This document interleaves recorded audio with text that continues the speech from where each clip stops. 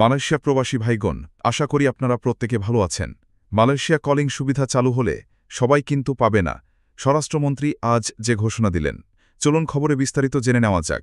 প্রায় 2 বছর বন্ধ থাকার পর অবশেষে বিদেশি শ্রমিকদের জন্য কলিং ভিসা উন্মুক্ত করেছে মালয়েশিয়া সরকার। মঙ্গলবার 20 আগস্ট দেশটির স্বরাষ্ট্র মন্ত্রণালয় ও মানব সম্পদ মন্ত্রণালয়ের যৌথ কমিটির বৈঠকে এই সিদ্ধান্ত নেওয়া হয়। এতে করে বাংলাদেশের মতো শ্রমনির্ভর দেশগুলো আবারও নতুনভাবে মালয়েশিয়াতে কর্মী পাঠানোর সুযোগ পাচ্ছে।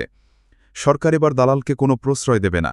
সরকার এবারই স্পষ্টভাবে জানিয়ে দিয়েছে, সঠিক কোম্পানি ও অফিসিয়াল এজেন্সি ছাড়া কোনো দালাল বা অনুমোদিত এজেন্টের মাধ্যমে কলিং ভিসা পাওয়া সম্ভব নাই।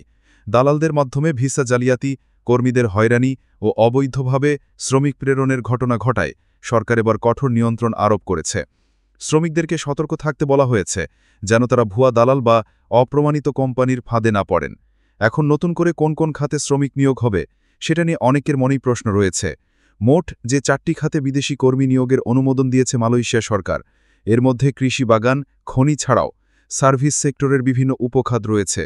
বিশেষভাবে অনুমোদিত খাতগুলো হচ্ছে কৃষি, বাগান, খনি, হোলসেল ও রিটেল ব্যবসা, land warehouse, security guard, metal ও scrap materials, restaurant, laundry, cargo building, calling ইত্যাদি।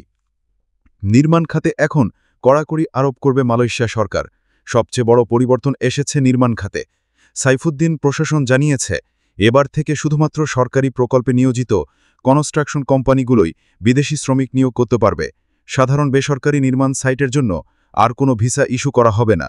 এই সিদ্ধান্তের মাধ্যমে একদিকে অবৈধ নির্মাণ শ্রমিক প্রবেশ বন্ধ হবে, অন্যদিকে সরকারি প্রকল্পগুলোতে দক্ষ ও অনুমোদিত শ্রমিক নিয়োগ নিশ্চিত হবে। উৎপাদন খাতে অগ্রাধিকার দেওয়া হচ্ছে। খাতকে গুরুত্ব দিয়ে বলা হয়েছে, মালয়েশিয়া ইনভেস্টমেন্ট ডেভেলপমেন্ট অথরিটি অর্থাৎ IDA এর আওতায় নতুন বিনিয়োগ অগ্রাধিকার ভিত্তিতে শ্রমিক নিয়োগ অনুমোদন করা হবে। এতে দেশটির শিল্প খাতে প্রবৃদ্ধি বাড়বে এবং বিদেশি বিনিয়োগ আকৃষ্ট হবে বলে আশা করা হচ্ছে। সরাসরি নিয়োগকর্তা কিংবা বিভিন্ন এজেন্টের মাধ্যমে শ্রমিক নিয়োগ করা হলেও এবার থেকে আর সেই সুযোগ থাকছে না। শুধুমাত্র অফিসিয়াল অনুমোদিত এজেন্সি আবেদন করতে পারবে। সব আবেদন ফরেন ওয়ার্কার্স টেকনিক্যাল কমিটি যাচাই বাছাই করবে। যাচাই শেষে চূড়ান্ত অনুমোদন দিবে যৌথ কমিটি। মালয়েশিয়ায় কলিং ভিসা দীর্ঘদিন বন্ধ থাকার কারণে বাংলাদেশের হাজার হাজার শ্রমিক দেশটিতে কাজের সুযোগ থেকে বঞ্চিত হয়েছিল। অনেকে অবৈধভাবে প্রবেশ করে বিপাকে পড়েছিল। এবারের সিদ্ধান্ত তাদের জন্য নতুন সুযোগ হলেও অনেক রকম কঠিন শর্ত দেওয়া হয়েছে।